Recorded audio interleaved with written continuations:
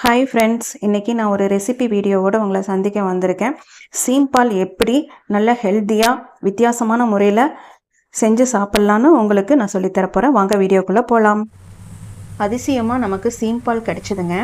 இப்போ அதை வச்சு சீம்பால் எப்படி தயாரிக்கலான்னு நான் உங்களுக்கு சொல்லித்தரேன். பிகினர்ஸுக்கு இந்த வீடியோ ரொம்ப யூஸ்ஃபுல்லாக இருக்கும். ஸ்கிப் பண்ணாமல் பாருங்கள். 1 லிட்டர் அளவுக்கு நமக்கு சீம்பால் கிடச்சிது. எவ்வளோ திக்காக மஞ்சள் கலரில் இருக்குது பாருங்கள். சூப்பராக இருக்குது பார்க்குறதுக்கே. இப்போ இதுக்கு என்னென்ன பொருட்கள் தேவைன்னு நான் சொல்கிறேன். 1 லிட்டர் சீம்பாலுக்கு நான் 400 கிராம் சர்க்கரை எடுத்து வச்சுருக்கேன். வெள்ளை சர்க்கரை தான் போடணுன்ட்டு இல்லை, நீங்கள் நாட்டு சர்க்கரை கூட நீங்கள் போட்டுக்கலாம், ரொம்ப நல்லா இருக்கும். நாட்டு சர்க்கரை என் கையில் இல்லை, அதனால் நான் வெள்ளை சர்க்கரை எடுத்து வச்சுருக்கேன். இது 400 கிராம் நான் எடுத்து வச்சுருக்கேன். இது மிக்சியில் போட்டு நம்ம நல்லா பொடி பண்ணிக்க போகிறோம். ஏன்னா அப்போ தான் இந்த பாலில் சீக்கிரமாக அந்த சர்க்கரை கரையும், அதுக்காகத்தான். அடுத்ததாக நான் ஒரு 1/2 டீஸ்பூன் மிளகும் ஒரு 10-12 ஏலக்காவும் எடுத்து இதுலேயே போட்டு நான் சேர்த்துக்கிறேன். இதுலேயே நம்ம சேர்க்கறதுனால ஈஸியாக நல்ல பவுடர் மாதிரி சர்க்கரையோடு சேர்ந்து இதுவும் நமக்கு கிடைச்சிரும். சரிங்களா? அடுத்ததாக நான் எடுத்துருக்கிறது தான் முக்கியமான ஒரு பொருள். வித்தியாசமாக எப்படி செய்கிறதுன்னு இதைத்தான் நான் சொல்லியிருந்தேன்.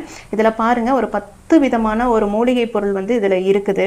அதாவது பார்த்திங்கன்னா கண்டந்திப்பிலி, சித்திரத்தை, அதிமதுரம், அஸ்வகந்தா, அப்புறம் பனங்கற்கண்டு, சின்னம்மன், இந்த மாதிரி ஒரு 10 மூலிகைகள் நான் எப்போவுமே வீட்டில் ரெடியாக வச்சுருப்பேன். அந்த பவுட்ரை தான் இதில் நான் சேர்த்துறேன். ஏன்னா எல்லோரும் இதில் சுக்கும் ஆட் ஆகிருக்குது அந்த பொடி கூட. ஏன்னா எல்லோரும் 3 பொருள் தான் சேர்த்துவாங்க. நீங்கள் இந்த மாதிரி செஞ்சு பாருங்கள், ரொம்ப ரொம்ப நல்லாயிருக்கும், சூப்பராகவும் இருக்கும். இப்போ பாருங்கள், அதை எல்லாத்தையுமே சேர்த்து நம்ம பொடி பண்ணி எடுத்துகிட்டு வந்தாச்சு. இப்போ அதில் கொஞ்சம் கொஞ்சமாக போட்டு கட்டி இல்லாமல் நம்ம கலக்கி எடுக்கணும். கொஞ்சம் பொறுமை வேணும், பொறுமையாக தான் செய்யணும். இல்லைன்னா விஸ்க் இருந்துச்சு அப்படின்னா நீங்கள் அதை கூட வச்சு நல்லா மிக்ஸ் பண்ணிக்கலாம். இந்த கட்டியெல்லாம் இருக்காது. கொஞ்சம் கொஞ்சமாக போட்டு நல்லா மிக்ஸ் பண்ணிக்கணும். பாருங்கள், இது மாதிரி மிக்ஸ் பண்ணிக்கிட்டே இருக்கணும். ஒட்டுக்கா போட்டுறாதீங்க, ஒரு பெரிய கட்டி மாதிரி ஆயிரும். அதனால் கொஞ்சம் கொஞ்சமாக போட்டு நல்லா மிக்ஸ் பண்ணிக்கோங்க.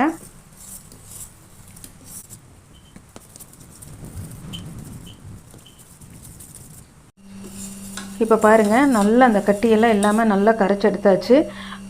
திரும்பவும் ஏதாவது ஒரு சின்ன சின்ன கட்டிகள் இருந்தால் கூட திரும்பவும் ஒரு 2 நிமிஷம் நம்ம கரண்டியை வச்சு கலந்து விட்டுக்கிட்டே இருந்தோம்னா அந்த சின்ன சின்ன கட்டிகள் கூட பாருங்கள் கரைஞ்சிரும். பாருங்கள், துளியோண்டு இருக்குது. அதையும் நம்ம மறுபடியும் கரைச்சி எடுத்துக்கலாம். இல்லைன்னா நம்ம சீம்பால் பண்ணும் பொழுது அடியில் பாறை மாதிரி நிற்கும். இப்போ பாருங்கள், நல்லாவே கரைஞ்சிருச்சு, துளி கூட கட்டிகள் இல்லை. இந்த மாதிரி தான் நல்லா ஃபஸ்ட்டு நம்ம அடுப்பில் வைக்கிறதுக்கு முன்னாடியே நல்லா கரைச்சி எடுத்துக்கணும். அடுத்ததாக நான் சீம்பால் செய்கிறதுக்கு இட்லி பானை தான் எடுத்திருக்கேன். அதில் ஒரு 1.5 லிட்டர் அளவுக்கு நான் தண்ணி ஊற்றிக்கிட்டேன். ஃபஸ்ட்டு நம்ம இட்லிக்கு எப்படி நம்ம தண்ணியை சூடு பண்ணிவிட்டு அதுக்கப்புறம் இட்லி தட்டு வைப்போமோ அதே ப்ராசஸ் தான். ஃபஸ்ட்டு நம்ம தண்ணியை நல்லா ஹீட் பண்ணிக்கணும். நீங்கள் குக்கரில் வைக்கிறனா கூட வச்சுக்கலாம். இப்போ நான் நடுவில் ஒரு பெரமனை ஒன்று எடுத்து உள்ளே வச்சுக்கிறேன். ஏன்னா அப்போ தான் அதுக்கு மேலே நான் இன்னொரு பாத்திரத்தை வைக்க முடியும். பாருங்கள், இந்த மாதிரி. இல்லைன்னா ஒரு தட்டு இருந்தால் கூட நீங்கள் கமுத்தி வச்சுக்கலாம். இப்போது இதை நம்ம அடுப்பில் வச்சு நம்ம ஹை ஃப்ளேமில் வச்சு ஹீட் பண்ணிக்கணும். ஃபஸ்ட்டு இட்லிக்கு நம்ம எப்படி தண்ணியை நல்லா ஃபஸ்ட்டு சூடு பண்ணிவிட்டு அப்புறம் இட்லி தட்டு வைப்போமோ அதே போல் தான், அதே சேம் ப்ராசஸ் தான். ஒரு மூடி போட்டு நம்ம 1 நிமிஷத்துக்கு ஹை ஃப்ளேமில் வச்சு நல்லா தண்ணியை கொதிக்க விடணும் ஃபஸ்ட்டு. இப்போ பாருங்கள், தண்ணி நல்லா கொதிச்சிருச்சு. இப்போ அடுத்ததாக நம்ம என்ன பண்ணலாம் அப்படின்னா, நம்ம சீம்பால் கலந்து வச்சுருப்போம் பார்த்திங்களா, அந்த பாத்திரத்தை எடுத்து அதுக்கு நடுவில் அப்படியே நம்ம வச்சிடலாம். இந்த மாதிரி வச்சுக்கோங்க. நீங்கள் குக்கரில் வைக்கிறதா இருந்துச்சு அப்படின்னா ரப்பர் போடாமல் வெயிட் இல்லாமல் ஒரு 3 விசில் ஒரு 5 நிமிஷம் 10 நிமிஷம் வச்சு நீங்கள் எடுத்துக்கோங்க. அதில் விசில் போடக்கூடாது. இது பார்த்தீங்க அப்படின்னா மேலே ஒரு தட்டு போட்டு மூடி வச்சிடணும். இல்லைன்னா அதிலிருந்து வர ஆவியெல்லாம் நமக்கு சீம்பால் குள்ளரையே விழுந்துடும். இப்போ தட்டு மேலே தான் இருக்கும். நம்ம தண்ணி கூட நம்ம எடுத்து ஊற்றிடலாம். இப்போ பாருங்கள், மூடி போட்டு நான் மூடி வச்சுருக்கேன். இப்போது நம்ம ஹை ஃப்ளேம்லேருந்து லோ ஃப்ளேமுக்கு மாற்றிக்கணும். ஒரு 40 நிமிஷம் லோ ஃப்ளேமில் நம்ம வச்சு இதை நல்லா வேக வைக்கணும். ஹையில் வச்சிடக்கூடாது. 40 நிமிஷம் நல்லா வெந்துடும். நீங்கள் விசில் போட்டு வைக்கிற மாதிரி இருந்துச்சு அப்படின்னா ரப்பர் போட்டு விசில் போட்டு வச்சிங்க அப்படின்னா 3லேருந்து 4 விசில் விட்டு எடுத்துக்கோங்க. இப்போ பாருங்கள், நான் எடுத்து பார்க்குறேன். இது வந்து நல்லா பேக்கிங் ஆகிருக்குதான்னு நம்ம பார்க்கணும். அதாவது நல்லா வெந்திருக்குதான்னு பார்க்கணும். அடியில் வரைக்கும் பாத்திரத்துக்கு கீழே வரைக்கும் முட்டுற மாதிரி நம்ம வந்து ஒரு கரண்டியோ அல்லது இந்த மாதிரி கத்தியோ வச்சு பார்க்கும்போது பார்த்தீங்கன்னா லைட்டாக பாருங்கள் ஒட்டிகிட்ருக்குது. இப்படி ஒட்டிகிட்ருக்குது அப்படின்னா அடியில் இன்னும் கொஞ்சம் நமக்கு வந்து சென்டர்லேயோ அடியிலையோ வேகலைன்னு அர்த்தம். திரும்பவும் நம்ம ஒரு 5 நிமிஷம் மூடி வச்சிடலாம். மூடி வச்சுட்டு திரும்பவும் வந்து நீங்கள் ஓப்பன் பண்ணி அதே போல் நீங்கள் ஏதாவது ஒரு ஸ்டிக்கு மாதிரி வச்சோ அல்லது கத்தி வச்சோ நீங்கள் செக் பண்ணி பாருங்கள் வெந்துருச்சான்னு. அதில் வந்து ஒட்டாமல் வரணும், அவ்வளவுதான். இப்போ பாருங்கள், ஒட்டவே இல்லை, கம்ப்ளீட்டாக வந்து வெந்துருச்சு. ஓகேங்களா? சீம்பாலுடைய ப்ராசஸ் வந்து முடிஞ்சிருச்சு. இப்போ அதை அப்படியே எடுத்து நம்ம ரூம் டெம்பரேச்சர் வர வரைக்கும் அல்லது நல்லா கூல் டவுன் பண்ண விட்டுறணுங்க.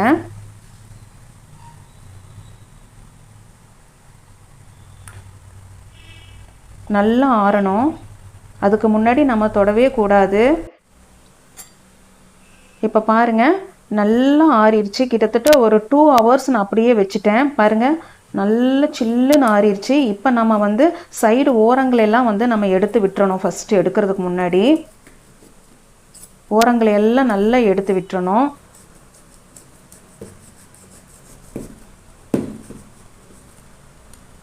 அப்போ தான் நம்ம வந்து கட் பண்ணி எடுக்கும்போது நமக்கு ஈஸியாக வரும். இல்லைன்னா பிஞ்சு பிஞ்சு போகும், கரெக்டாக வராது. பொறுமையாக எடுத்து விடணும். இதுக்கெல்லாம் இந்த மாதிரி பாத்திரம் வைக்கும்போது பார்த்தீங்கன்னா நான் வந்து ஒரு தப்பு பண்ணிட்டேன். சைடில் வந்து அந்த கைப்பிடி இருக்கிற மாதிரி பாத்திரத்தை எடுத்துட்டேன். அந்த மாதிரி பாத்திரம் எடுக்கவே கூடாது. முழுன்னு சுற்றிலும் முழுன்னு இருக்கிற பாத்திரத்தை எடுத்தீங்க அப்படின்னா ஈஸியாக வந்து சைடு எடுத்து விட்றதுக்கு நமக்கு வசதியாக இருக்கும். இப்போ பாருங்கள், அந்த 2 கைப்பிடியில் இருக்கிற இடத்துல வந்து ஆணி மாதிரி இருக்கிறதுனால நமக்கு அந்த இடத்துல எடுத்து விடுறதுக்கு சிரமமாக இருக்குது எனக்கு.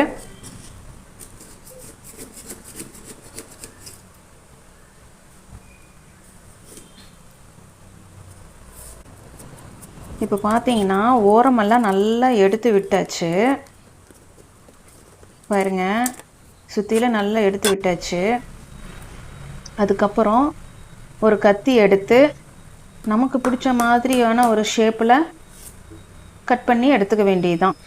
அவ்வளோதான். இந்த ப்ராசஸ் வந்து ரொம்ப சிம்பிளுங்க.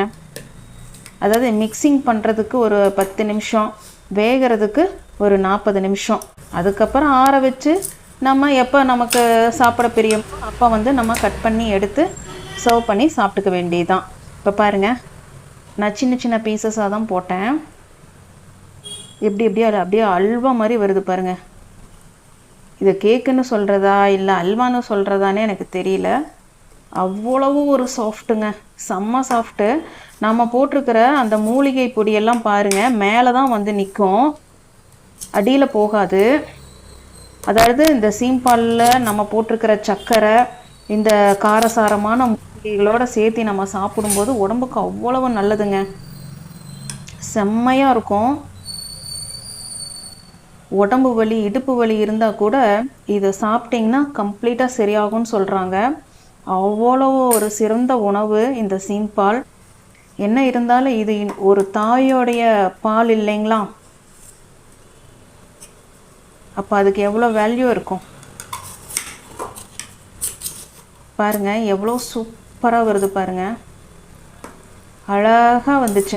அவ்வளோ சாஃப்ட்டுங்க, ரொம்ப அருமையாக இருந்துச்சு. நீங்களும் வந்து உங்களுக்கு எப்போவாவது இந்த மாதிரி சீம்பால் வந்து அதிசயமாக தாங்க நமக்கெல்லாம் கிடைக்கும். அந்த மாதிரி கிடைச்சதுன்னா மிஸ் பண்ணிடாதீங்க, உடனே அதை வந்து செஞ்சு சாப்பிடுங்க. இதெல்லாம் வந்து ரொம்ப ரேரான ஒரு உணவு, மிஸ் பண்ணிடவே கூடாது. எப்போ கிடைச்சாலும் சரி, யார் கொடுத்தாலும் சரி, சங்கோச்சப்படாமல் வாங்கி சாப்பிட்டுக்கணும். அதே போல் நமக்கு கிடைச்சாலும் சரி நம்ம செஞ்சு சாப்பிட்டுக்கணும். இப்போ பாருங்கள், நான் வந்து கட் பண்ணி எடுத்துட்ருக்கேன். பாருங்கள் எவ்வளோ அழகாக வச்சோன்னே கத்தி அப்படியே வழுக்கிட்டு அப்படி வருது பாருங்கள், சூப்பராக வருது பாருங்கள்.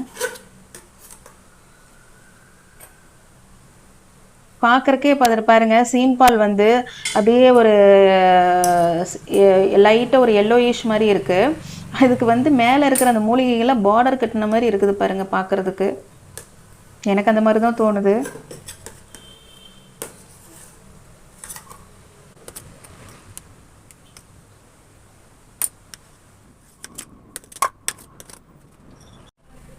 பாருங்கள், பாலமாக வெட்டி எடுத்து வச்சிட்டோம் ஒரு தட்டு நிறையா.